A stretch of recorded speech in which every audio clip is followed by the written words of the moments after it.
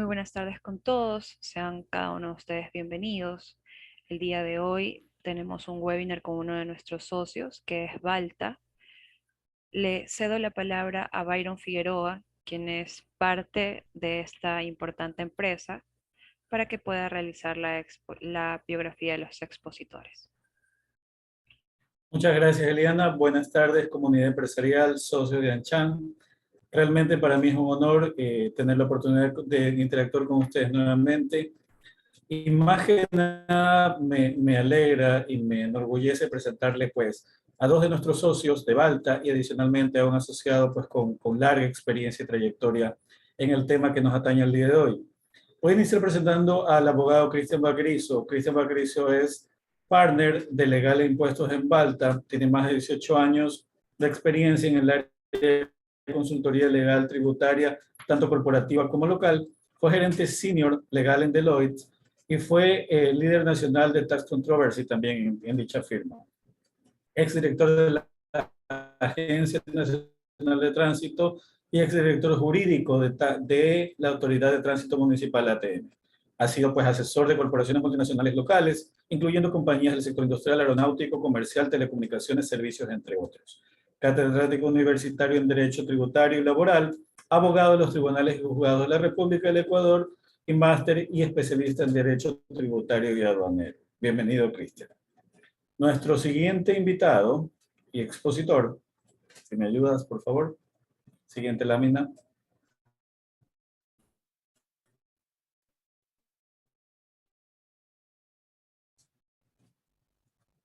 Es el economista Fernando Peralta. Fernando tiene más de 18 años de experiencia en el área de consultoría tributaria local e internacional y de precios de transferencia. Fue gerente senior de Tax and Transfer Pricing en Deloitte.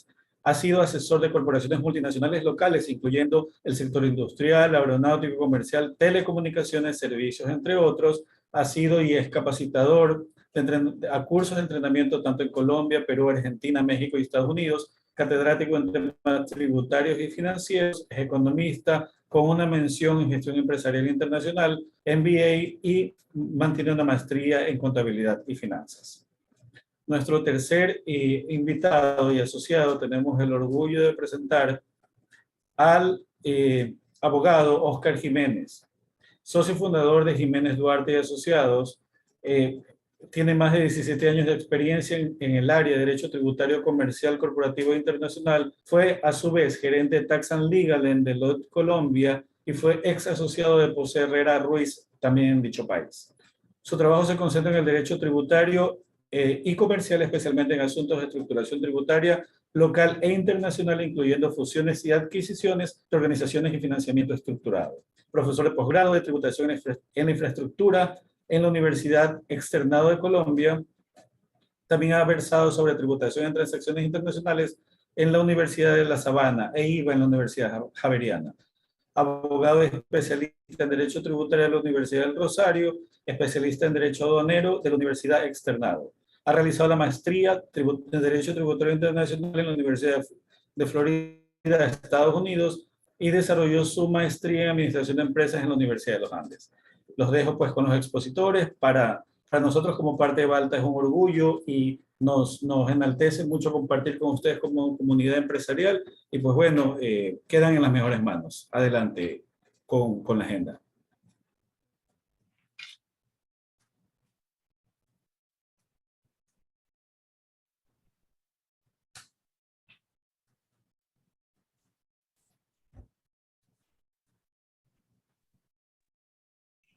Fernando, disculpa, estás en mute, por favor, no te escuchamos. Sí, perdón. Decía de que gracias a Chan por la oportunidad.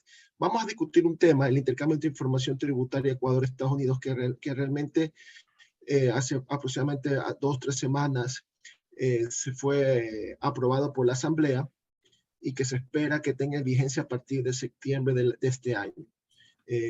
La agenda que hemos propuesto para esta hora, 20 minutos, es primero revisar el antecedente internacional, no solo de intercambio, sino cómo hemos llegado a esto a nivel local. El antecedente local, preguntas, ya hay intercambio de información entre administraciones tributarias, ¿qué convenios adicionales hemos suscrito? Vamos a revisar rápidamente los principales temas que consideramos del acuerdo de intercambio de información, o en inglés que se llama AIT, y en inglés que es el TIEA. ¿Sí? Los efectos del acuerdo, de acuerdo a nuestra experiencia, que creemos que va a afectar a corto plazo a los contribuyentes. La experiencia internacional vamos a discutirlo con nuestro colega de Colombia, Oscar, que en el caso de Colombia ya tienen experiencias en intercambio de información en Estados Unidos, Colombia, y vamos a ver bajo qué marco jurídico lo aplican, y finalmente conclusiones y recomendaciones. Nosotros en el chat que ustedes tienen la oportunidad ahí de poder comentar, discutir, darnos preguntas que quisieran que lo revisemos en esta charla, estamos gustosos. La idea de esta charla es que es interactiva, vamos a tratar de hablar principalmente de nuestro punto de vista y la experiencia que hemos mantenido en el área tributaria.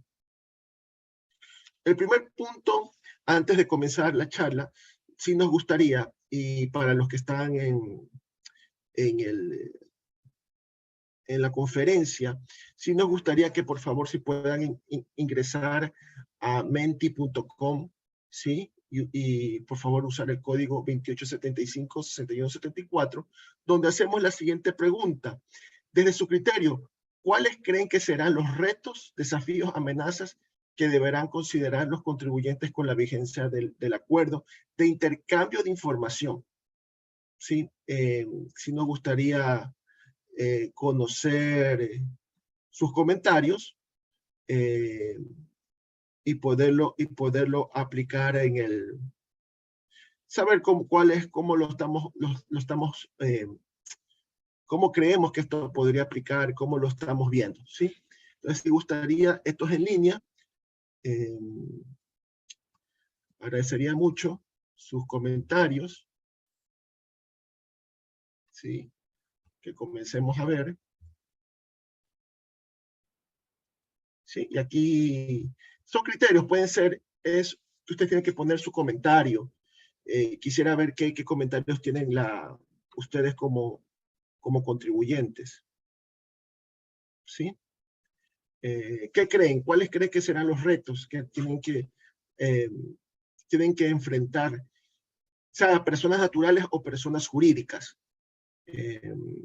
Agradecería mucho sus comentarios, si los hubiere. ¿Sí? Por ejemplo, Cristian, en tu caso, ¿qué crees que sería un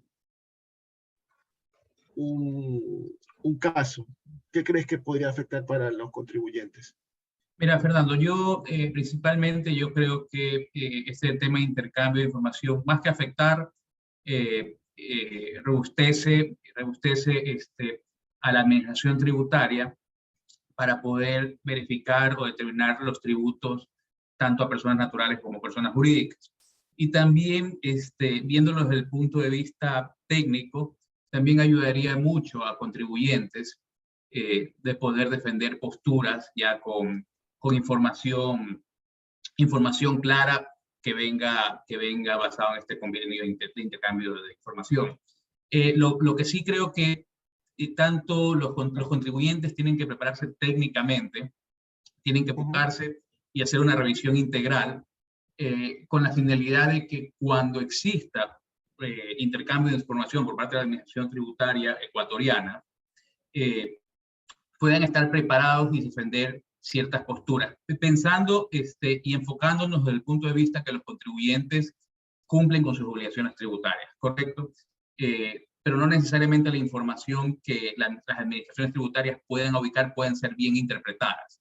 Entonces, los contribuyentes ecuatorianos, personas naturales jurídicas, tienen que tener claro su patrimonio, sus ingresos, sus rentas y todo lo que tienen en el exterior, todo lo que tendrían en Estados Unidos.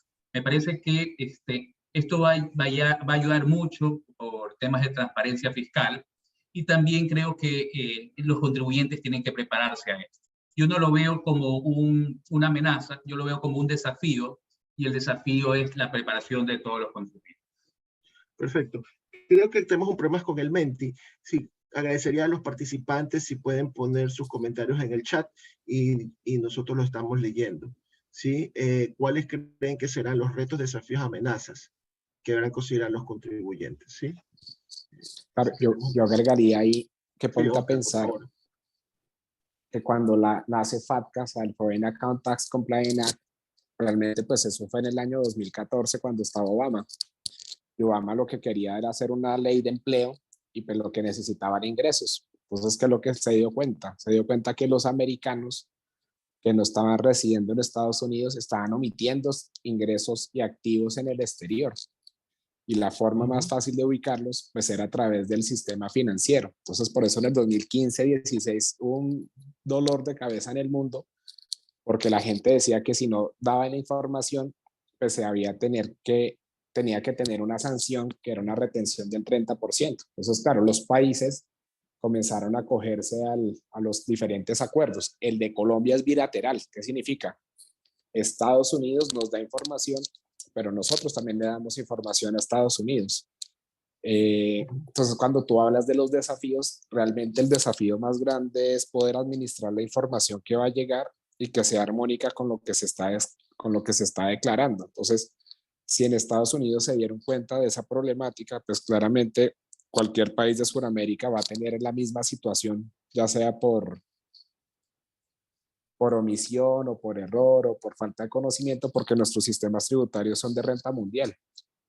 Y en Colombia, por ejemplo, lo que ocurre es que, claro, hay dos declaraciones muy importantes, que es la declaración de activos en el exterior. Entonces, además yo declarar renta, digo qué bienes tengo en el exterior, ya sean fijos o móviles. Y adicionalmente, pues también hay un reporte de beneficiario final efectivo ahora, que es que reporto yo quién es el dueño de una empresa aunque esté ubicada en el exterior. Entonces, todo este tema que nace en el 2014, pues pues que está llegando ahorita al país de ustedes, pues es el inicio de mucho trabajo que va a llegar, porque eso es, yo no sé si ya son parte, Fernando, de CRS. Sí, tenemos CRS, anexo CRS. Ah, por eso, entonces ya están pues no lo mismo FATCA que CRS, yo creo que comparten bastante regulación, pero la clasificación de FATCA y CRS, que yo creo que de pronto lo mirarás adelante, es diferente. Entonces yo creo que, claro, la problemática o el reto más grande es poder informar y administrar esa información por parte de su autoridad tributaria y pues que salga correctamente. Eso va a haber demasiada información y pues ahorita lo miraremos en el caso internacional. Correcto. Pero es interesante lo que dice Oscar, que algo, poco a poco, mientras más pasan los años, la convergencia de transparencia y intercambio de información está llegando, no solamente inicialmente fue a Europa con el G20, con los BEPS en el 2013, 2015, ya está llegando a América Latina con el Foro Global y ya estamos llevando a cierta información básica que va a permitir a las administraciones tributarias tener mayor flexibilidad a la hora de solicitar información de contribuyentes transfronterizos. Perfecto. Viendo el antecedente internacional, aquí lo que nosotros queremos presentar ante ustedes, un pequeño resumen de lo que hemos recopilado de la historia de intercambio de información a nivel internacional. Realmente comienza la opacidad o la falta de información que podamos recibir de contribuyentes que no están en nuestro país, sino que habitan o tienen cuentas en el extranjero, realmente era muy difícil. Tanto es así que recién a partir del año 1990, ¿sí?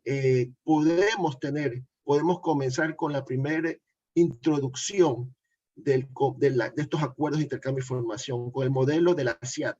Fue realmente conceptual, pero no tenía mucha reglamentación. Más bien eran unos principios que buscaban la CIAT que debería existir entre las administraciones tributarias, la cooperación. Luego, en el año 99-2000, existe el primero que comienza oficialmente algún tipo de historia en intercambio de información, es la Unión Europea. A través con su famoso código de conducta, también conocido el informe Primarolo, ¿sí? Del italiano. Lo que buscó ahí es que las propias, por efecto de la unión de estados a través de la Unión Europea, lo que buscaba es que cada uno de los países se puedan intercambiar información de una forma más fácil, tratando de evitar las limitaciones que hay por jurisdicciones tributarias, ¿sí? Esto fue el comienzo a partir en el año 99-2000. En el año 2003 viene ya la aprobación de la directiva del ahorro de la Unión Europea, que entró en vigencia en 2005 y fue reformada en el año 2014. ¿Sí? Entonces, donde ahí comienza ya a partir a haber información masiva sobre el ahorro transfronterizo en la Unión Europea. ¿Sí?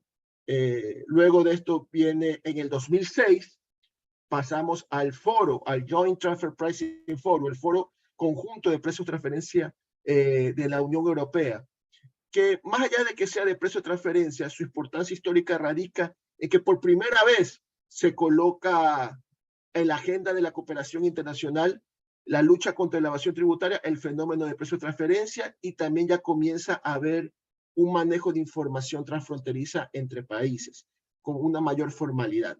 A partir del 2009 se retira ciertas limitaciones que habían por el reserva, el sigilio de información financiera del artículo del modelo de convenio de la OCDE, el artículo 26, permitiendo de que el sigilio bancario, la reserva de información, no sea una limitante para no pedir información de los contribuyentes. A partir del año 2009, en el modelo de convenios. En el mismo 2009 comienza la lista del Foro Global, de la cual Ecuador es participante ahora, aproximadamente desde hace 3 años, 4 años. Y en este listado se detalló aquellos países que se consideraban no cooperantes. Usualmente estos no cooperantes son los famosos paraísos fiscales. Acordémonos que cómo esto vino. Acordemos que en el año 2008-2009 hubo la famosa crisis, la subprime, ¿sí? que vino en Estados Unidos y que afectó una recesión en Europa, en Estados Unidos, llegando a Europa y a la gran mayoría de los países. Afectó la crisis subprime. Y como un efecto de esa crisis financiera, las administraciones tributarias, los gobiernos, especialmente de países desarrollados, se dieron cuenta que había mucha apertura de posibles evasiones fiscales. ¿Sí? Acordémonos que gracias a la globalización, las fronteras se desaparecen y los capitales pueden moverse rápidamente de un país a otro. Con esta crisis financiera, lo que hizo ver a las administraciones tributarias es que habían ciertos niveles de falta de recaudación por temas de evasión. Acordemos también que en esa época hubieron los grandes casos de grandes casos tributarios del IRS, como el caso de Google en Irlanda, como el caso de Microsoft. Hay algunos casos en los cuales se vio que el movimiento transfronterizo de impuestos era factible a lugares donde era baja imposición. Entonces, esto conllevó a que los países desarrollados sean los promotores de este intercambio, porque también tienen que poder recaudar lo que correspondan de sus residentes, de sus nacionales. En el 2010 aparece, aunque tiene que ver con intercambio de información, pero principalmente está para evitar el lavado de dinero, temas de terrorismo. Sale en el año 2010 en Estados Unidos la ley FATCA, ¿sí? La Foreign Account Tax Compliance Act, que vamos a hablar con Oscar, porque Colombia tiene mucha vigencia a partir del año 2006 en adelante. Acá en Ecuador no tenemos eso, pero ¿qué era esta ley FATCA? Lo que obligaban es que las instituciones financieras tienen que presentar ante el IRS los saldos, los temas financieros, los títulos, los valores que tienen los residentes de Estados Unidos en dichas cuentas, sean que estén en territorio estadounidense como en el exterior. Y si ha pasado en el Ecuador, el caso de, por ejemplo, residentes americanos que habitan en Ecuador o que tienen cuentas en Ecuador, tienen que reportar esto al IRS de Estados Unidos. De hecho, hay casos en los cuales inclusive hay sanciones de licencias y todo por el estilo que tienen que cumplir las instituciones financieras para poder actuar en Estados Unidos, y por esa razón tienen que presentar este tipo de información. Pero bueno, la ley FATCA es como el preámbulo, ¿sí? Y bueno, y en el año 2013, con el proyecto BES y en adelante, ya vemos esta tendencia a nivel mundial de que buscamos, el proyecto BEPS lo que busca es que se preserve, se cuide las bases imponibles en el país, donde corresponda, donde exista la sustancia. Eso en el fondo de los proyectos verdes.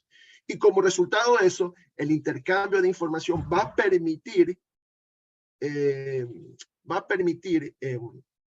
cuidar que esas bases sean adecuadamente tributadas en el país que corresponde, de acuerdo a los marcos jurídicos tributarios que corresponden a cada país. ¿Sí?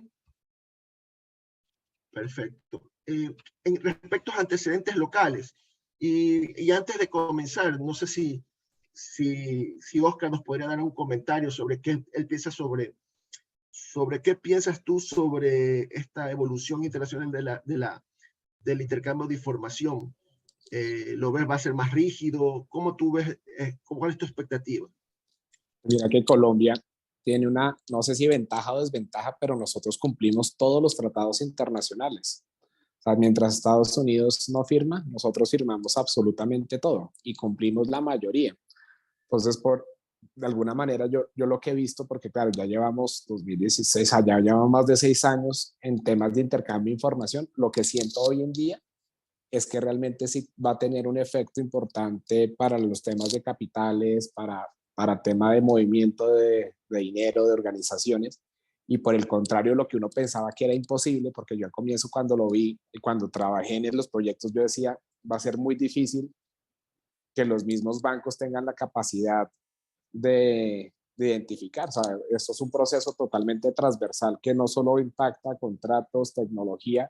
Yo lo veía muy difícil, Fernando. Y hoy en día yo lo que veo es que por el contrario, han llegado un paso más allá, porque cuando tú miras qué significa una entidad financiera, pues hay cooperativas, hay fiduciarias, hay fondos, y realmente todas esas entidades se vieron a la tarea de reorganizar sus procesos de acogimiento, de revisión pues de inversionistas, y por el contrario la información sí está fluyendo. Al comienzo yo también decía, pues es que pues damos información y al final del día, ¿qué pasa? Estados Unidos no nos da la información. Estados Unidos se ha entregado información a la DIAN de Colombia. Entonces, lo que yo veía al comienzo como un imposible, porque realmente yo decía, pues, esto no tiene sentido. Claramente que hay uno que otro país no es miembro ni de CRS y menos de FATCA, pero pues nosotros somos inversión americana, tenemos un sistema financiero muy fuerte, dependiendo obviamente de la moneda de dólar, y yo lo que veo es que lo que veía yo como que era imposible, que no se podía como formalizar, que realmente era como algo sin sentido, porque a veces decía, es demasiada carga para un banco todos estos procesos de análisis de riesgo. Lo que veo es que lo hicieron y lo cumplen, y ahí por el contrario las funciones, los riesgos, se hicieron todas las adaptaciones en el tiempo. ¿Qué sí ocurrió? Que no sé cómo va a pasar allá, es que la implementación era más o menos inmediata, pero cuando se dieron cuenta de tanta incidencia que tenían en los sistemas, en el onboarding, la implementación o los reportes los fueron corriendo. Y hoy en día, desafortunado o afortunadamente, porque no sé cuál es la respuesta, esos reportes hacen parte como si fuera del estatuto tributario. Es decir, si tú no envías ese reporte a la DIAN, podrías estar sujeto a sanciones. Entonces, la conclusión que yo tengo de cómo lo veo es que está funcionando y funciona perfecto además, porque realmente es parte de nuestro estatuto, es una norma vigente, es sancionable, se hizo, o sea, se logró, pero pues se demoró más de 2 años, desde que arrancó hasta que funcionó, se demoró por lo menos unos 2 añitos. ¿Tú crees entonces, porque tú tienes la experiencia en FATCA, que no es lo mismo que el intercambio que tenemos que está bajo modelo OCDE, pero al final en sustancias buscan lo mismo relativamente? ¿Tú crees que un periodo de 2 años, o sea, sí va primero para las administraciones tributarias, sí va a ser efectivo, no va a ser letra muerta en el tema de recaudación tributaria incremental? Y 2, ¿tú crees que en un periodo de 2 años que pasó en Colombia es el periodo de transición hasta poder ajustar las herramientas tecnológicas entre las administraciones, o tú cómo lo percibiste en Colombia? Claro, mira que aquí nos pasó al revés. Nosotros tuvimos primero FATCA y 2 años después nos llegó CRS. Entonces, cuando ya la gente estaba medio acostumbrada a dar cumplimiento, CRS llegó perdón, después. Oscar, es interesante porque tú dices CRS. ¿Podrías explicarnos para qué es el CRS en Colombia? Acá en Ecuador, discúlpame, no hay CRS, no hemos firmado un acuerdo de reporte estándar, no lo hemos firmado, pero la administración tributaria unilateralmente ha tomado el formato del anexo para pedirle información a las instituciones financieras sobre los saldos bancarios de los contribuyentes ecuatorianos. Te lo pongo eso como antecedente. Pero, ¿qué es el CRE firmado por Colombia? Claro, entonces, mira que cuando ya llevaba FATCA funcionando 1 o 2 años, los países de la OCDE dijeron, pues esto es muy bueno. Yo tengo un alemán que vive en Colombia y yo no sé qué tiene ese alemán en Colombia. O yo tengo un ecuatoriano viviendo no sé, en Chile, y pues yo no sé qué está reportando aquí en Ecuador. Entonces los países de la OCDE dijeron, esto de FATCA es muy interesante porque realmente revela los activos financieros, más no los activos fijos, pero sí los activos financieros y los rendimientos financieros de las personas que están en el exterior o que tienen activos en el exterior que no han reportado. Entonces, al comienzo solo fueron 50 países que firmaron ese acuerdo de intercambio de información. CRS es reporte como un estándar. Nosotros que hemos trabajado mucho en ese reporte decimos que no es de Starman y es común porque pues que cada país tiene su propio sistema. Pero la realidad es que hoy en día son más de 118 países que se intercambian la información de sus propios residentes. Entonces, ¿qué significa eso? Que un banco colombiano ya no solo identifica a los residentes americanos que tienen una cuenta de ahorros, una cuenta de inversión o un fondo, sino también O títulos valores. O títulos valores o rendimientos, sino ahora busca a los peruanos, los ecuatorianos, busca a los 118 países. Entonces, ese intercambio, esa información puede ser a solicitud de parte. ¿Qué significa? Que de la entidad tributaria ustedes llamen a la DIAN, que es la entidad tributaria de nosotros, y nos piden la información, o es automática, que realmente debería ser automática, que es que cada año, como se hace el reporte, esa información se consolida y se remite pues, a toda parte del mundo.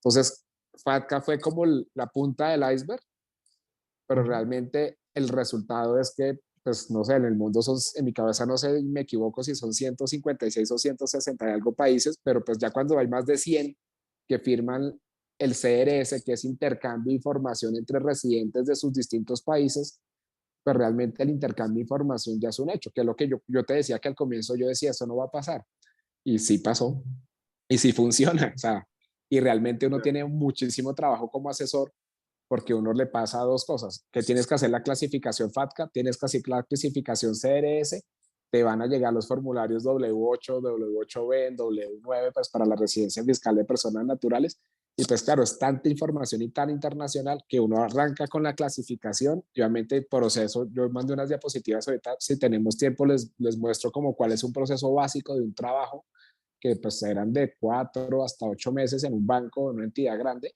pero la realidad es que CRS también ya funciona y sí se ha notado la capacidad de la autoridad tributaria de determinar esos activos que están en el exterior que están omitidos, o porque son cuentas de grande valor, o porque realmente son unos títulos importantísimos, o hasta las mismas sociedades ya con el tema de beneficiario final, que todo está unido, eso realmente son BEPS. Y sí está funcionando, Fernando, y funciona perfecto, que lo que yo decía, yo era muy escéptico en el 2014, menos en el 2016 trabajando, y ahorita cuando lo veo, pues que todavía sigo trabajando en eso y me llega mucho, pues nos llega mucho trabajo a la oficina, porque en Colombia pasó que solo terminaron, o sea, de las personas que yo creo que considero que saben mucho, yo creo que no hay más de 6, 7 en el país que saben muchísimo, que cuando arrancó la norma, pues llegaron asesores en mi cabeza, era una gente de Panamá, otros argentinos, pues como ayudar porque ya tenían como experiencia. Pero pues esa gente estuvo 1 año, 2 años, se capacitó, uno se capacitó en Estados Unidos, y obviamente cada banco también fue aprendiendo, pero la realidad es que yo lo que veo es que hay muy poquita gente que realmente entiende la integralidad de la norma, y por 2 sencillas razones. Uno se tiene que leer 3 acetas así en inglés, que es un montón de regulación. Claro. La de CRS está en español, entonces al menos uno navega más fácil, pero yo siempre he sentido que esas traducciones no son tan buenas. Perfecto. Y cuando uno se va a la regulación americana, pues toca leérselo americano para al menos entenderlo muy bien. Claro, entonces yo lo que te digo es que lo que a mí me daba miedo y que pensaba que era irreal, pues es un hecho total. Es como los carros eléctricos, que uno decía, eso no se puede. Ahora tú ves, es carros eléctricos por todo lado. Correcto, perfecto. Sí, entonces la expectativa es que con lo que tú dices en Ecuador, con este intercambio, realmente el Estados Unidos es el primer socio comercial del Ecuador, y tenemos mucha tradición comercial, financiera con Estados Unidos. Entonces, probablemente va a haber esto no va a ser letra muerta, sino que efectivamente va a haber un intercambio de información entre las administraciones. Yo tengo una pregunta para Oscar, que creo que es muy importante. Oscar tiene la experiencia. Ya Oscar, yéndonos a la parte de la facultad determinativa por parte del fisco, ¿cómo es en la práctica? Por ejemplo, la Administración Tributaria Colombiana quiere Con la revisar, DIAN. la DIAN, sí, quiere revisar un residente colombiano, ya sea persona natural o jurídica, inicia un proceso de determinación, consigue información, obtiene información del extranjero basado en los convenios. En la práctica, en un proceso determinativo, le dan la facultad al contribuyente de poderse defender el proceso determinativo, o simplemente la administración tributaria, con la información que obtiene, determina una obligación tributaria y ya te toca en juicio poderte defender. ¿Cómo es la práctica? ¿Por qué? Porque implementar estos procesos entendería que tienen que ser regulaciones internas también para no para darle facultad del legítimo derecho de la defensa al contribuyente.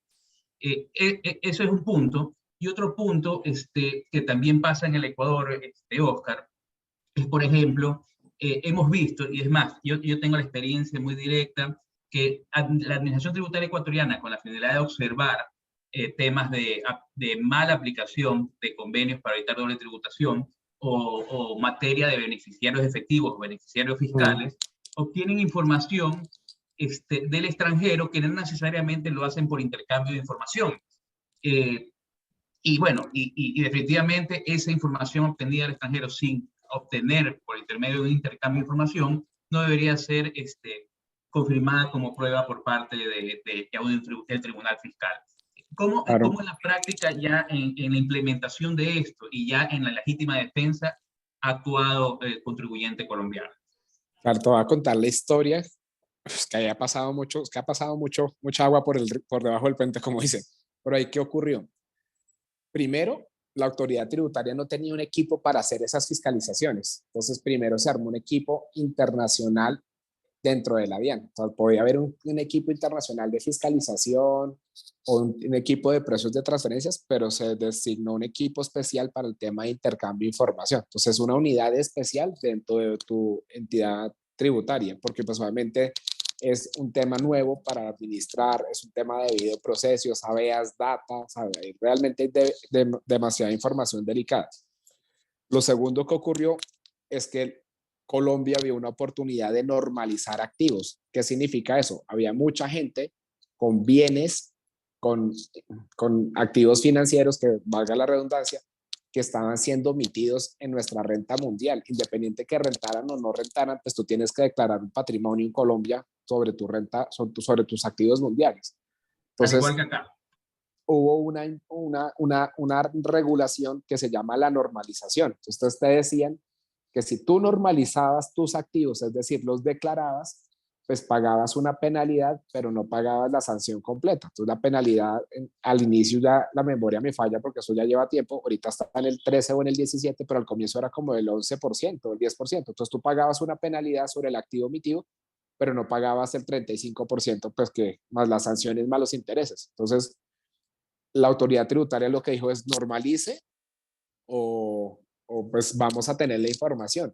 Y la verdad es que sí tiene la información, porque claramente cuando llegan las declaraciones, aunque las autoridades tributarias tengan la capacidad de solo fiscalizar un poco porcentaje de los contribuyentes, en Estados Unidos es el 5%, en Colombia es el 0,5%, no sé cuál será allá en tu país, pero pues ¿a quiénes fiscalizan? A personas con capacidad adquisitiva, empresas grandes, multinacionales, a nuestros clientes, a los que están aquí, las 33 personas que están sentadas con nosotros. Entonces, claro, cuando llega la información de esas personas, lo primero que te llega es un correo de invitación, Cristian, sutil. Cristian, vemos que tienes un activo en Holanda de $500,000, te invitamos a declararlo. Entonces, si no estaba la normalización, eso te costaba mucho, te costaba muchísimo dinero. Si estaba la normalización, la gente, con el miedo que hubo, en mi cabeza se normalizaban. Los números son brutales, qué pena la expresión, pero era demasiado, o sea, era mucho dinero que se normalizó. Eran más de $42,000 millones que se normalizaron por año. Era muchísima plata, porque la gente se dio cuenta que el amigo, que el referido, que cuando iba a un almuerzo, pues que realmente a Cristian le habían hecho un proceso. Entonces el proceso claramente tenía debida diligencia, tenía toda un, pues tú que eres abogado lo entenderás, había un debido proceso de defensa, y es que claro, a ti te daban derecho a recusar, a revisar, y pues también a decir, no, yo no tengo eso, no es mío, no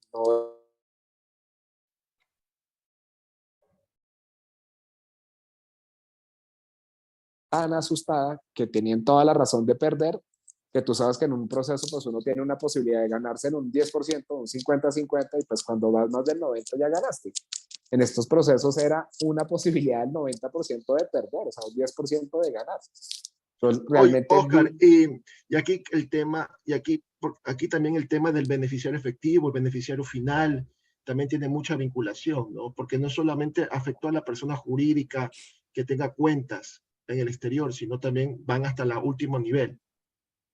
claro, entonces O- la gente no alcanzó a llegar al proceso del litigio, por así decirlo, Cristian o Fernando, los dos, sino que realmente la gente apenas vio el proceso, pues acogió a los beneficios de normalización, y también se acogió, y si no había normalización porque hubo uno que otro año que no hubo, pues se acogió antes de que siguiera el proceso. ¿Por qué?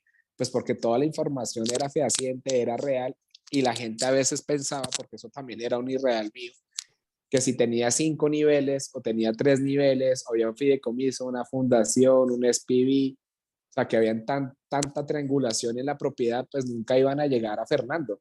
Y la verdad es que como la cuenta al final del día, si no identifican que Fernando es colombiano, te la cierran, pues Fernando tiene que mandar una carta al banco diciendo soy colombiano, este es mi pasaporte. Entonces los bancos o las entidades financieras tienen dos obligaciones. Uno, de que si tú no tienes si tú no cumples con la debida diligencia de indicar de qué nacionalidad eres o qué haces, te cierran la cuenta. Y pues obviamente en Colombia no se puede por muchos temas legales, pero más o menos te hacen la vida imposible para inactivártela. Pero yo sí he visto muchas cuentas en el exterior que la gente decía, tiene esta tal fecha para informarnos y darnos toda esta información, o la cuenta será cerrada y será informada a tal autoridad. Entonces, ¿qué es lo que ocurrió? Que aunque haya un nivel, dos niveles, una estructura pesadísima, pues el activo está en una entidad financiera, y la entidad financiera tiene la obligación por CRS o por FATCA de identificar pues quién es el dueño final de esa cuenta. Es muy difícil identificar cuando estás en bolsa y no tienes más del 5%, pero la realidad es que en el mundo las multinacionales son de familias y las empresas multilatinas también son de poquitas personas. No sé, en Colombia hay 5 o 6 familias que pues, tienen muchísimo dinero. Entonces, claro, esos activos pues eran muy fáciles de identificar. Entonces, la respuesta pues es lo que yo les decía, lo que yo veía como imposible, sí ocurrió. Y claramente la gente normalizó, comenzó a declarar sus activos. Seguramente hay una que otra jurisdicción que no es cooperante con Colombia ni con el mundo, pero pues ahí es otras reglas de juego que no son como parte de esta conferencia. Y también uno lo que ve es que habían asesores que sabían tanto de FATCA y de CRS a nivel internacional que pues buscaron estructuras que trataran de evadir eso, y pues eso no es el juego. Yo creo que el juego es hacerlo bien, sin riesgo y legalmente. Entonces, el debido proceso lo van a tener, me entró una llamada aquí, lo van a tener, no sé si se contó, el debido proceso lo van a tener, pero la realidad es que la información va a llegar en algún momento y tiene dos consecuencias reales. Uno, que uno tiene que hacer una revisión de cuentas de cierto valor. La regulación de ustedes la debe tener, a nosotros de Colombia era de $50,000 y de $500,000. Dependiendo de la cuenta, hay unas cuentas que tú no tenías que revisar y hay otras que sí tenías que revisar toda la historia.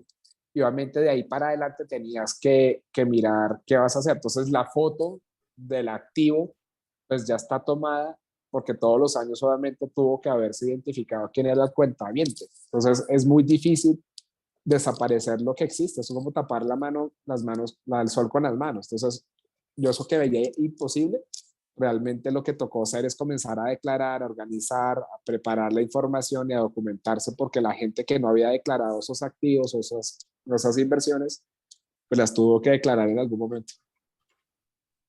Correcto, perfecto. Sí, y te cuento que acá, y siguiendo con la lámina que queríamos ver, que también vamos, que acá también nosotros tenemos una regularización de activos no declarados con efecto hasta diciembre de este año, que se pueden, los contribuyentes que no hayan pagado el impuesto a la renta sobre activos que tienen en el exterior, o acá hay un impuesto que se llama impuesto a la salida de divisas, como un pago por envío Sí, lo de conozco. divisas, 5%. Entonces, hay un proceso de regularización que vence hasta diciembre, cuya tasa máxima es el 5.5%. ¿Sí? Que va subiendo a medida que va llegando la fecha máxima, hasta diciembre. Eso de alguna forma creo que va alineado con lo que tú dices, que la normalización en Colombia, esto es parte de la OCDE, ¿no? De comenzar con base cero y comenzar de ahí a un proceso de control fiscal, no solo local, sino internacional.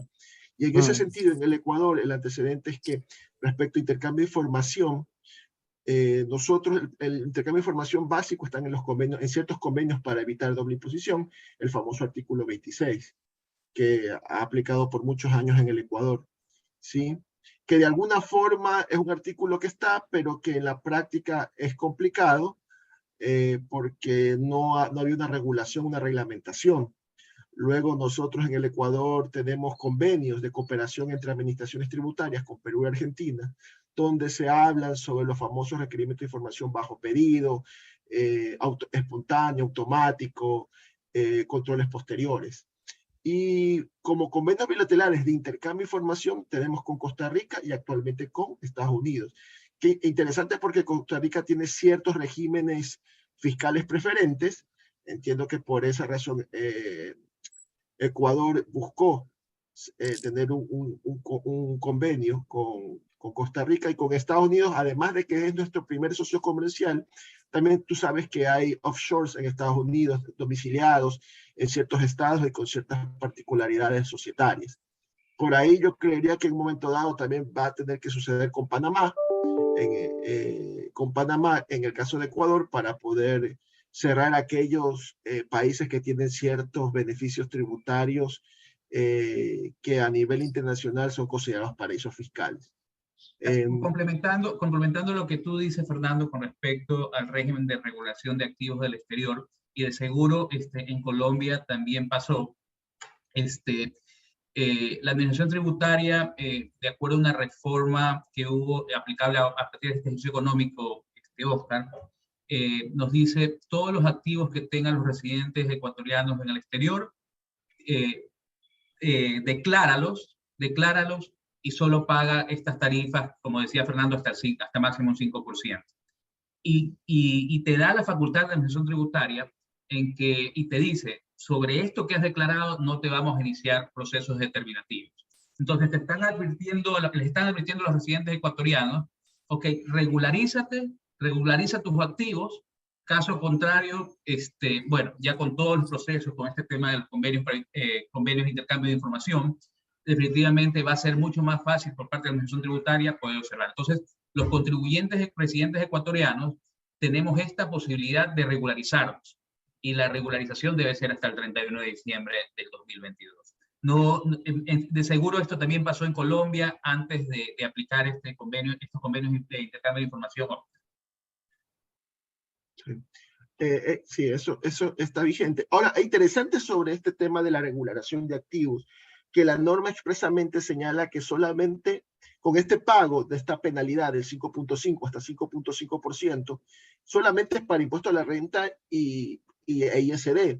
Pero si ese bien, su origen, si tiene defectos adicionales al no pago de estos impuestos, como por ejemplo algún tipo de incremento no justificado, patrimonio no justificado o algún tipo de lavado de activos, eso no esta norma no los blinda sobre ese tema. Entonces, es interesante porque al momento de presentar la información ante la administración tributaria, se tiene que presentar una declaración, ¿sí? Hay dos temas que tienen que tomar en consideración los contribuyentes. Uno, que debe ser declarado de forma correcta este acuerdo, porque luego en lo posterior, si el SRI encuentra que fue presentado de forma parcial, los impuestos a la renta y ISR no pagados sobre la diferencia van a ser castigados bajo la norma común, más los intereses de mora y correspondientes. Y segundo punto, que solamente esto blinda para efectos tributarios. ¿Y qué va a suceder? Va a suceder que también vas a tener un efecto en tu declaración patrimonial, porque significaste que si antes tenías 500,000 en una declaración, 200,000 tú declaras, ahora vas a tener $700,000. Y esto puede tener un efecto a lo posterior, de aquí en adelante, cuando vengan nuevas normas, como la famosa contribución que salió por efecto del COVID, que afectó a los patrimonios, vas ahora a tener una base mayor. Y segundo, podrían también realizarte la administración tributaria el no pago de otros impuestos que están atados al patrimonio, ¿sí? Por esta declaración. Entonces, ahí sí creo que los contribuyentes deben hacer un tamiz, un pros y cons, porque el no declarar, o sea, no es solamente lo que no se paga, también tienen que hacer el análisis de lo que se viene en el futuro, como lo está hablando Oscar, en el sentido de que esa información algún momento dado y ahora sí la va a tener disponible el SRI, ¿sí? Hasta beneficiario final. Y cuando venga el SRI van a haber pagos y multas mayores y que efectivamente va a haber un cumplimiento. Va a haber un proceso de fiscalización mucho más intensiva y extensiva por parte de la administración tributaria, que más allá de subir los impuestos con la mera aumento de la recaudación fiscal, van a lograr sus metas impositivas de recaudación. ¿Sí? Eso es respecto a este proceso de regularización de activos del exterior.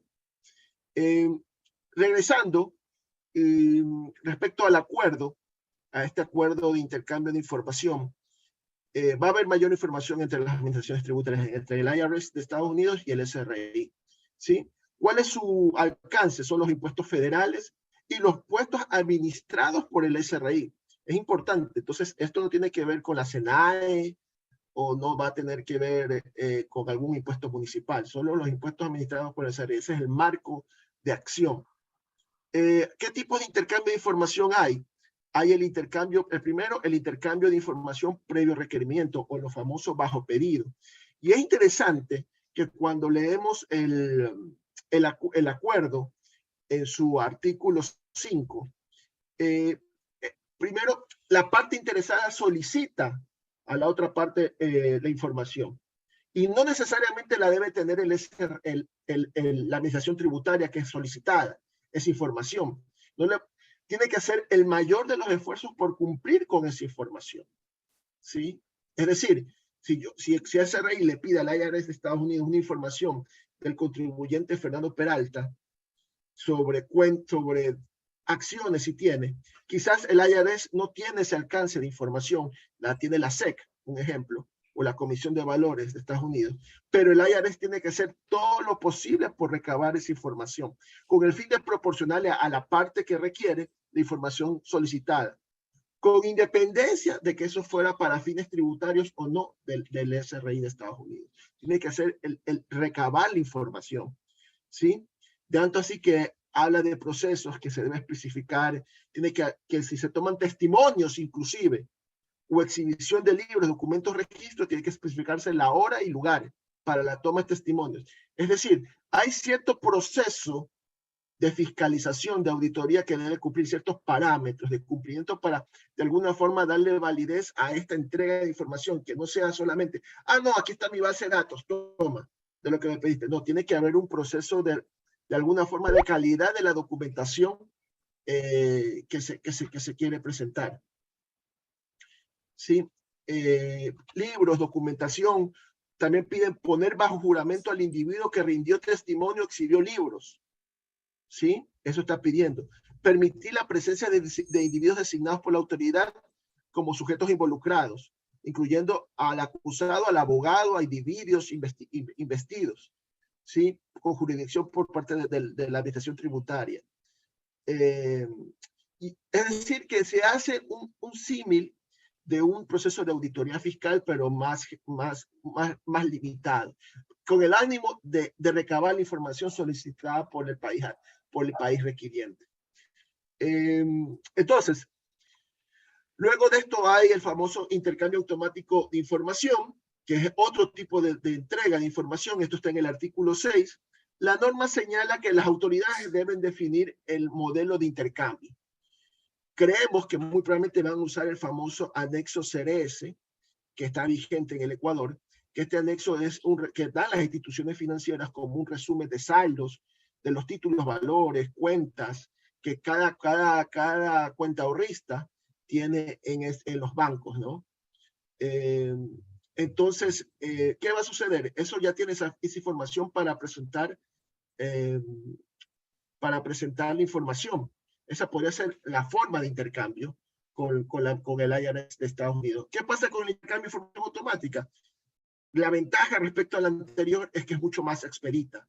Se pide de Cristian Vaquerizo y listo. El formato y listo, ¿no? Se pide de forma general. De hecho, yo creería que el próximo paso que vamos a ver aquí a 2 o 3 años, no sé si hay en Colombia, pero en Ecuador no hay, creo que ya en Chile hay, es los famosos intercambios de información de precios de transferencia, los famosos CBC, country by country, que son resúmenes de las compañías y sus partes, correcto, de las compañías y sus partes relacionadas, que se intercambian. Yo necesito tal información de tal compañía, que ya el intercambio ya no solamente afecta al tema corporativo de impuestos, sino también está mucho vinculado con precio de transferencia. ¿Por qué? Porque como precio de transferencia son principalmente relaciones con partes relacionadas del exterior, para poder hacer una fiscalización adecuada necesito la información del exterior, para lo cual estos CBC, CBS, Report, ayudan. Y esto es parte de la... Quizás ese va a ser el siguiente proceso que vamos a entrar en el Ecuador. Luego hay el famoso intercambio espontáneo de información, el artículo 7, en la cual no es bajo pedido, ni es bajo requerimiento, sino que Estados Unidos podría enviar la información que le haya llamado la atención. O sea, ya es un tema de que, ¿sabes qué? Yo estoy aquí en SRI. ¿Sabes qué? Aquí tengo, tú me has pedido la información, vamos a poner el nombre de Oscar, discúlpame Oscar.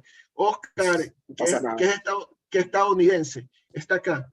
Tú no me has pedido información de Oscar, IRS, ni bajo requerimiento ni información automática, no me lo has pedido. Pero ¿sabes qué? Yo veo que ha habido un movimiento interesante de sus cuentas financieras.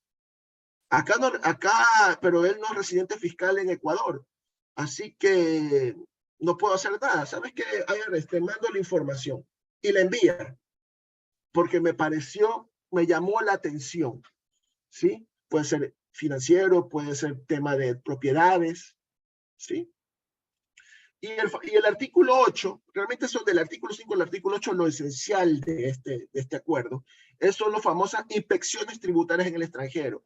¿Qué va a suceder? Que va a permitir que funcionarios de las administraciones tributarias vayan al otro país a entrevistarse, a inspeccionar documentos con el consentimiento por escrito de los interesados. O sea, no solamente me pueden enviar información. ¿Sabes qué? ¿Sabes que yo quiero ir a Estados Unidos? ¿Puedo ir a ver los papeles? Sí, ven, con gusto. Van a poder moverse los funcionarios, ¿sí? Al país, en este caso Estados Unidos o viceversa, ¿sí? Entonces, ¿qué es lo que permite al final de todo esto? Lo que permite es que la limitación de las jurisdicciones tributarias que eran locales por territorio, ¿sí? Comiencen a la facultad determinadora se extienda y ya no tenga fronteras. Y ahora comenzamos con Estados Unidos, con Costa Rica. Se espera, yo creo que en unos 2 o 3 años hay un acuerdo multilateral sobre esto, es lo que también se escucha, que se busque un acuerdo multilateral, quizás para homogeneizar, estandarizar procesos de documentación, requerimientos de información, de forma tal de que las fiscalizaciones inclusive sean más rápidas, ¿sí? Poco a poco, como hemos visto del año 90 hasta esta fecha, los procesos, lo que buscan las administraciones tributarias es que los procesos de fiscalización sean, 1, expeditos, y 2, evitar que no se oculte información por limitación de las normas, es decir, los transfronterizos, ¿sí? Eso es lo que creemos que va a poder pasar. Y finalmente, algo importante, que es el artículo 10, la confidencialidad, que sí habla que todos estos procesos tienen que cumplir con su reserva de ley, ¿sí? Que no pueden ser publicados, tienen que mantener los más altos estándares de calidad, que esto solamente no puede ser participado para terceros. Pero ahí sí vengo una pregunta y se la hago quizás a Oscar y luego a Cristian. ¿Cómo ven eso de que no se revela información? ¿Realmente en la práctica funciona? ¿O has visto casos en Colombia que sí ha habido desliz de información y que puede eso que perjudica a un contribuyente? No ha habido. A la fecha no ha habido ningún tema como de Panama Papers, por así decirlo, de que la información se salga. Pero mira que al comienzo sí tuvimos un dolor de cabeza con Estados Unidos, porque aunque teníamos un IGA 1A, o sea, el que intercambia para los dos lados, el bilateral, Estados Unidos no nos compartía información. ¿Por qué? Porque decía que nosotros no teníamos la capacidad de garantizar el adecuado manejo de la confidencialidad y de la habeas data. Es decir, que nuestros sistemas o nuestros programas eran inadecuados para la protección de esos terceros. Hoy en día, claramente ya tenemos esa información, pero yo te puedo decir que los primeros, de pronto 1 o 2 años, no tuvimos ese intercambio de información por la falta de capacidad de tecnología en los sistemas de nuestra autoridad tributaria. Entonces no ha habido un leaks, como llaman ahí, un hueco de información, no ha habido ninguna problemática, pero el proceso, lo que te digo, o sea, es que el proceso, nosotros llevamos en esto ya 8 años y al comienzo fue difícil para todo el mundo. Lo que te decía, lo que yo nunca vi que se lograra, ya se hace, y es más, se entiende y se logra. Entonces no ha habido nada al momento, a la fecha, que yo tenga presente, no ha habido nada. Sí, quizás acá en Ecuador, ahí sí habría que ver si la Administración Tributaria del Ecuador ya está lista, porque también muy probablemente Estados Unidos, para pasar información a Ecuador, va a tener que revisar si estamos preparados en el cumplimiento de la seguridad de información, ¿no? Y supongo que ha de haber procesos. Cristian. De acuerdo, Fernando. Mira, yo creo que no, o sea, viendo desde el punto de vista práctico, creo que aún no estamos preparados. Yo te doy un ejemplo que actualmente está pasando y de seguro muchos contribuyentes están bastante incómodos. Todos sabemos el tema de la declaración del impuesto al patrimonio. Muchos contribuyentes, por ejemplo, eso se entiende que existe reserva de información, nadie puede saber el patrimonio que tienen los contribuyentes. Sin embargo, si ustedes ven en la página de la Administración Tributaria, los contribuyentes hicieron sus declaraciones patrimoniales y pidieron plazos para el pago. Ustedes ven que estos contribuyentes están como deudores y se establece cuánto es el valor que adeudan. Entonces, haciendo una relación basado a los 6 meses que los contribuyentes pidieron los plazos para el pago, se puede determinar qué patrimonio tienen estos contribuyentes. Entonces, es un simple ejemplo, o sea, no estamos a lo mejor por ignorancia de la persona que mantiene esta información, que revela esta información a la Administración Tributaria, lo hace, pero está revelando información muy delicada del contribuyente. Es un ejemplo. Entonces, Cristian, ahí quisiera hacerte una pregunta, aprovechando. El artículo 10 señala, que es de la confidencialidad, efectivamente señala de que se tiene que guardar la confidencialidad solamente para los efectos tributarios. Pero la norma dice que podrá revelar dicha información en procedimientos judiciales públicos o en las sentencias judiciales. Se puede revelar. ¿Tú crees que ahí se rompe el secreto o podría haber un problema a nivel local? Sí, en materia, mira, yo creo que es necesario, primero porque en los procesos determinativos definitivamente, o en los procesos judiciales, tanto el contribuyente como la autoridad tributaria tienen que defender una postura con respecto a la determinación por parte del fisco y a la defensa por parte del contribuyente. Entonces, es necesario, ahí sí se hace necesario que dentro de un proceso determinativo se pueda, las partes involucradas, me refiero, tanto el contribuyente como la Administración Tributaria, puedan ellos tener la revelación de esa información con la finalidad de sustentarlo. Si no, estarías afectando lo que conversábamos inicialmente, el legítimo derecho a la defensa. Ya yéndonos ya no solo a la parte administrativa, en la parte administrativa consideramos que debería mantenerse el sigilo de la información, pero ya yéndonos a la parte judicial, definitivamente ya en una parte judicial donde los fallos pueden ser jurisprudencia para las partes o referencia para otros procesos, es muy difícil controlar la información que se revela o que se podría revelar en los convenios. A lo que yo voy es que sí, existe información sensible que no debería revelarse si es que no existe un proceso determinativo, pero ya si esto se va al campo judicial, necesariamente ya existe una revelación de información porque existen partes, existen jueces y esos fallos van a ser jurisprudencia para posibles o futuros casos. Perfecto, perfecto. Listo. Sigamos. Hay preguntas que están llegando al chat. Yo las contestaremos al final de la charla. No hay problema. Pongan todas las preguntas, nosotros las vamos a revisar. ¿Qué creemos cuáles podrían ser los efectos del acuerdo? Que va a haber información clave que antes no tenían las administraciones tributarias. ¿Sí? El SRI va a ampliar su jurisdicción para efectos de fiscalización, de evaluación. Vamos a tener riesgos, desafíos respecto a las inspecciones fiscales y la reserva de información, que quizás, yo me recuerdo cuando, en el año 2010, 2009, que cuando se quería pedir información del extranjero, los funcionarios tenían que hacer un proceso diplomático, ir a la administración tributaria, cumplir con ciertas legalidades para recién tener la información que les sirva para para un proceso de fiscalización. Esto era engorroso a nivel de costos, ¿sí? Ahí el costo-beneficio se estimaba que debe ser que voy a recaudar lo suficiente para pagar los costos de traslado y todos los procesos, no solo en costos, sino en tiempo y hora. Por eso es que era muy limitado y excesivamente a grandes contribuyentes. Yo me acuerdo de un gran caso que hace el año 2010, 2009, 2010, por esa época, era un bananero principalmente en esa época, el tema bananero, precio de transferencia y con Europa y los intermediarios internacionales. ¿Sí? Pero ¿qué pasa ahora? Con este cambio, el costo transaccional de pedir esta información es eficiente, porque puedo solicitar la información a través de este convenio. Se vuelve mucho más expedito, mucho más rápido. ¿Sí? Se minimiza la opacidad fiscal. Cada vez va a haber una mayor transparencia a nivel de contribuyentes en la información. Y yo creo que aquí es importante que los contribuyentes quedamos claros que ya esas planificaciones fiscales agresivas, como así lo define la OCDE, deben ser eliminadas. Ya no vivimos ya no estamos, el tema tributario y sus efectos ya es lo mismo que hace 10, 15 años. Si hace 10, 15 años... Eso es un buen punto, Fernando, que tú planteas, porque, bueno, y eso está pasando con muchos de nuestros clientes, ¿no?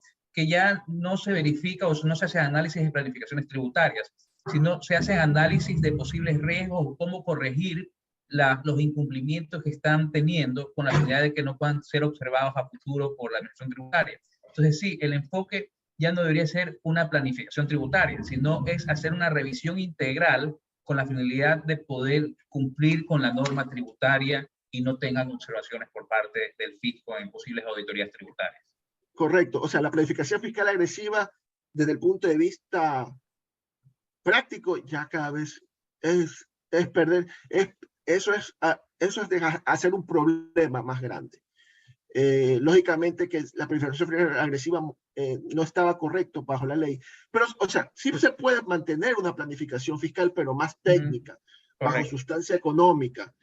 Ahí lo que es famoso en precio de transferencia, que tiene más de 10, 15 años con estas planificaciones, en temas de supply chain, cadena de suministro, que si yo voy a crear una parte relacionada en el exterior, que no sea solamente de papel, que haya una sustancia que me ayude a valor agregado. Quizás aprovecho un incentivo tributario porque está domiciliado en un país que da un incentivo. Está bien, pero lo importante es que ese eslabón tenga sustancia económica. Para que el eslabón de valor agregado, la cadena, tenga economía real. ¿Sí? Entonces, pero ya tenemos que olvidarnos y siento que cada vez eso debe ser minimizado. Comenzamos con los temas, y algo local, ¿no? Con los temas de empresas fantasmas, planificación fiscal agresiva. Luego vinimos con temas de costos, gastos no soportados con facturas. Eso ya hemos pasado por esos andares hace unos 10, 15 años. Las administraciones tributarias se han vuelto expertos en eso. Y eso nunca debe existir. Y ahora ya está llegando al siguiente nivel, en la siguiente era de coger información internacional y ponerla a disposición de sus manos y poder buscar sustancias sobre la forma. ¿Sí? Esto como resultado va a ser una mayor recaudación fiscal sin aumentar impuestos. ¿Sí? ¿Qué reto vas a tener como contribuyente? Estar preparado de que pueden haber, si no tienes las cosas en regla, que aquí a un periodo de 2 años va a venir el SRI. ¿Sí? Y vamos a tener que estar preparados con los riesgos que esto conlleva.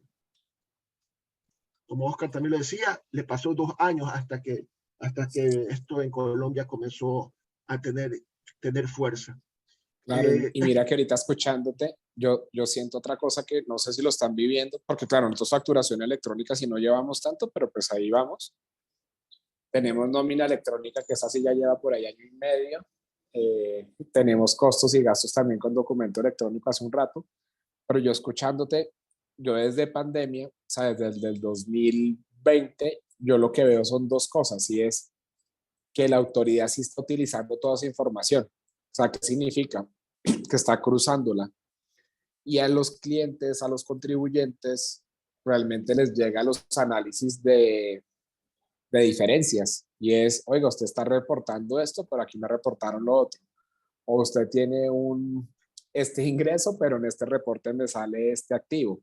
Entonces, muchas veces hay diferencias porque obviamente hay diferencias contables por IFRS y por las normas tributarias, pero la realidad que eso tampoco lo vi venir es que todo ese cruce de información la DIAN sí lo está haciendo, pues la autoridad tributaria colombiana lo está haciendo. Entonces, claro, el sistema se ha vuelto tan inteligente que apenas presentas declaración, ya te llega la información más o menos al otro día de qué está pasando. Y también nos está pasando que antes de que el contribuyente presente la declaración, la autoridad tributaria le está diciendo, oiga, ¿qué información va a presentar? Y vamos a revisarla. Entonces, cosas que a uno le parecían como inauditas o que fueran lejos de la realidad, ese intercambio de información cruzado con facturación electrónica, más toda la información que debe tener, la cruzan. Y cuando la cruzan, hacen maravillas porque claramente hay cosas que pescan en esa red grandísima de auditoría fiscal que terminan con un resultado positivo, que yo creo que es que obviamente las empresas se están organizando mejor. Yo siempre he dicho que entre más grande la empresa, más grande el problema. Y mejor el asesor. O sea, siempre. Sí, Correcto. total. Es interesante lo que dices, Oscar. Yo puedo también dar un comentario, porque así como hay la globalización a nivel de empresas multinacionales, multilatinas, también las administraciones tributarias sufren su globalización. Claro. Y no es que las administraciones tributarias cada una vive en su mundo de su país. Por eso existen los famosos la CIAT, que están ahí todas las administraciones tributarias regionales y se comparten criterios. Y esto cada vez se va, con la tecnología, cada vez esto permite que haya este vínculo más estrecho. ¿Sí? Yo creo que como tú lo dices, la idea es que esto va a seguir adelante. Y lo que, como tú dices, lo que antes pensabas que no iba a suceder, va a suceder. ¿Sí? Porque la administración tributaria va a tener información. Yo creo que los siguientes niveles de lo que veo de los escritos que hay en la CIAT, en la OCDE, ya se está hablando de inteligencia artificial también en administraciones tributarias para hacer fiscalizaciones mucho más rápido. Estamos ya llegando a esos niveles que a nivel empresarial ya se han escuchado, o sea, se aplican, principalmente en los países desarrollados, pero ya en las administraciones locales se escucha sobre los beneficios de inteligencia artificial. O sea, ya van para eso, para hacerlos más eficientes, usar robots para hacer ciertas fiscalizaciones. Entonces, yo creo que el desafío es importante. Aquí el desafío es podernos regularizar para vivir tranquilos. Y no que nos toque la puerta, en este caso en Ecuador, el SRI, y nos diga, tenemos algo, debes algo, o luego, o lo peor de todo, que llegue a procesos judiciales. No sé cómo tú lo ves, Cristian.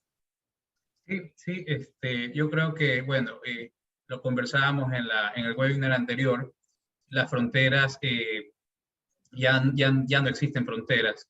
Efectivamente existe una evolución, no solo de la administración tributaria ecuatoriana, sino las administraciones tributarias globales. Y en todo caso, basado en esa evolución, tenemos que hacer una planificación, planificar o revisar nuestro comportamiento tributario con la finalidad de disminuir cualquier tipo de riesgo para nuestra empresa o inclusive riesgo al patrimonio que tienen las personas naturales. Perfecto. Oscar, aquí en la parte de experiencia internacional, aunque hemos ya tocado durante toda Sí. la charla tus reflexiones, no sé si algo más quisieras mencionar.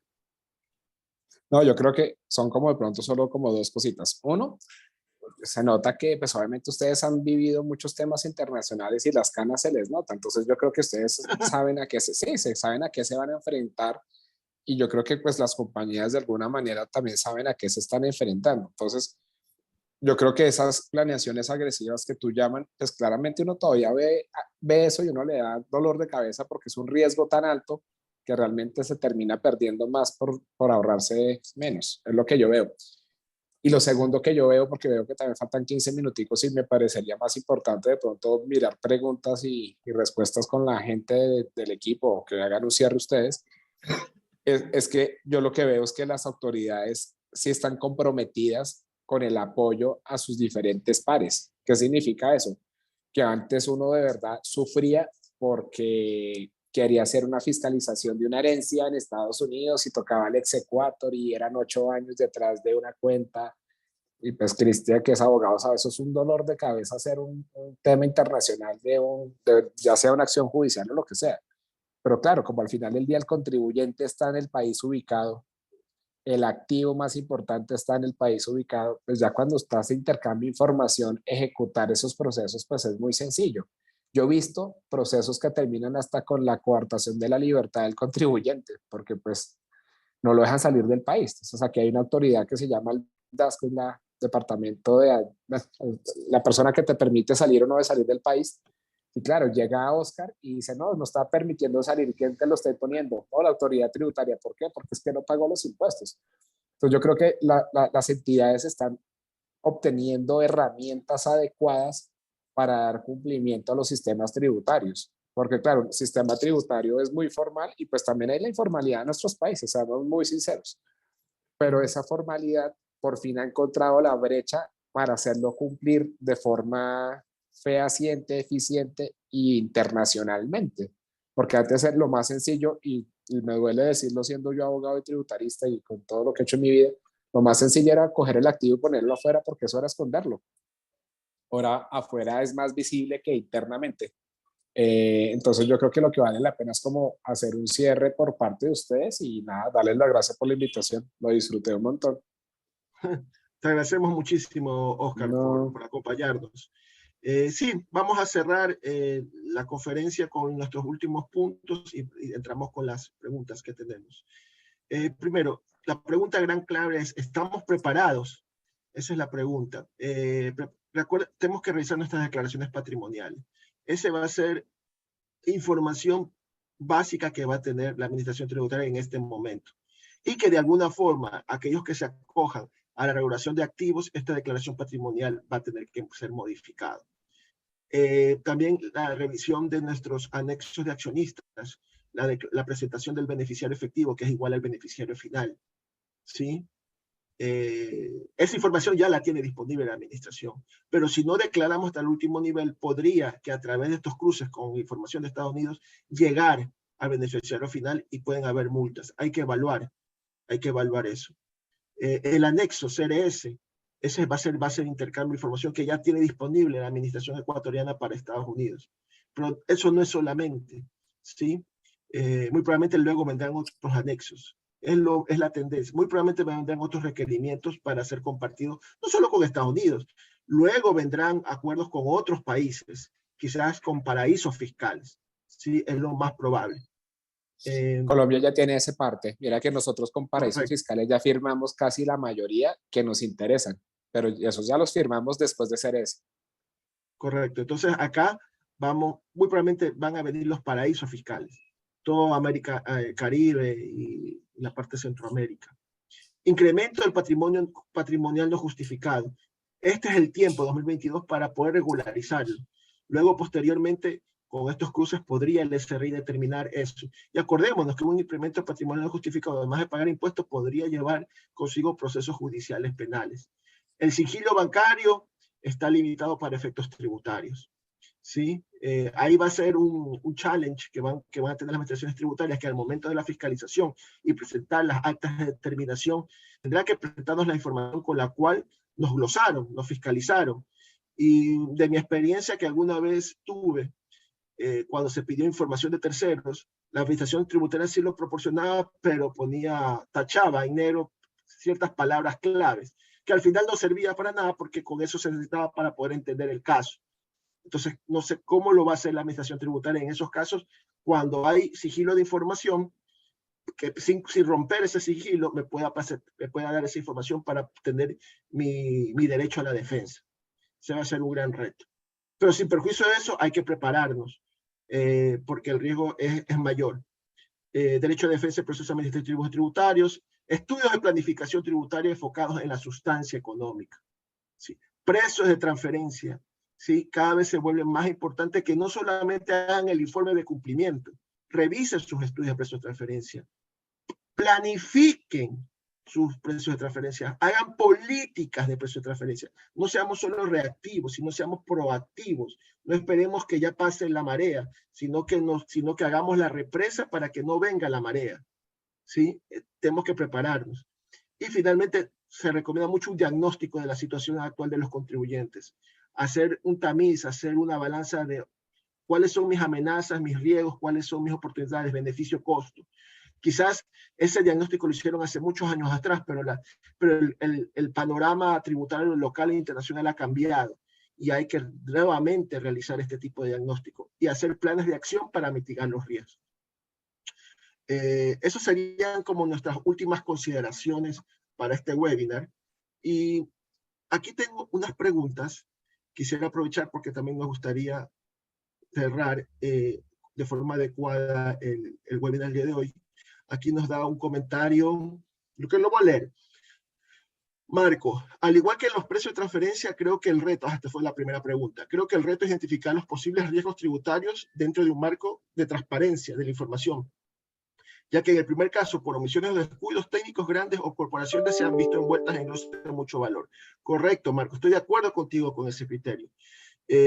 Las multinacionales, las multilatinas, precio de transferencia, las glosas de precio de transferencia no son de $10,000, $20,000, son arriba de $500,000, son importantes. Entonces, a veces, la no correcta política de precio de transferencia, pues primero la política, revisión, y luego la ejecución, y que vamos en línea con la operación y estamos revisando, ese debe ser el deber ser. No es que hacemos el informe solo para cumplir, tiene que ser más allá. Que hay que hacer estos estudios de precio de transferencia proactivos. Consulta de Roberto. Regularizados los activos del exterior, entiendo, solo se paga el 5%, pero a más del incremento patrimonial, el SRI reliquidará impuesto a la renta, ese rendimiento financiero de estos activos. Ok, si yo regularizo mis activos, por esos años regularizados, que se han regularizado, no, la administración tributaria no va a revisar eso.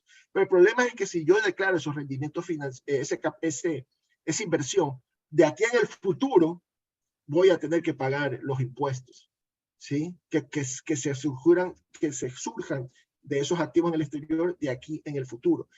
Ya el SRI las va a tener en la base, ya te va a preguntar, quizás antes no te preguntaba, pero con la declaración ya te va a preguntar de aquí en adelante, oye, ese activo no ha dado rendimiento, creo que, y con la intercambio de información, yo veo que en Estados Unidos dice que has recibido rendimientos, ¿dónde está mi pago?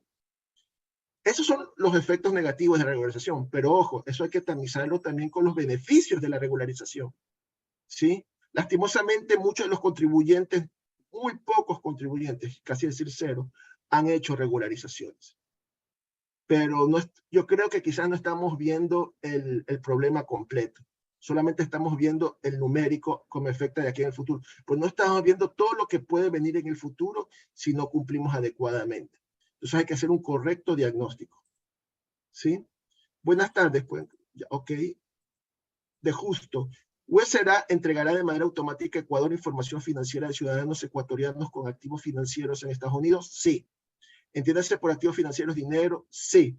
Sí. Este intercambio de información va a permitir eso. De hecho, qué interesante la pregunta de justo, porque yo... Muy buena la pregunta. Sí. De hecho, cuando estábamos revisando este intercambio porque también revisamos las discusiones que estuvieron en la asamblea. Había una asambleísta porque para poder dar aprobación a este acuerdo, la asamblea tuvo que aprobarlo y la comisión técnica lo aprobó y para ello tuvo una entrevista. Y una de las asambleístas preguntaba, oiga, este intercambio va a servir de que si, por ejemplo, yo estoy en Estados Unidos, soy ecuatoriano en Estados Unidos y vengo a Ecuador y saco una cuenta de ahorros y tengo que pagar impuestos. Y el banco puede ir a pedir mi información financiera, mi información tributaria que pagué en Estados Unidos. La pregunta es no, porque solamente esto es entre administraciones tributarias. Los otros entes, personas, bancos, instituciones financieras, no están dentro de este convenio. Solamente es entre administraciones tributarias. Sí, pero muy buena la pregunta. Sí, sí se va a poder entre administraciones en el IRS de Estados Unidos contra el SRI del Ecuador. ¿Entregará un listado completo de todos los ecuatorianos con activos o solo los que requieran la administración? Los que requieran la administración. ¿Sí? Claro, dentro de los activos estamos también hablando de bienes inmuebles, correcto.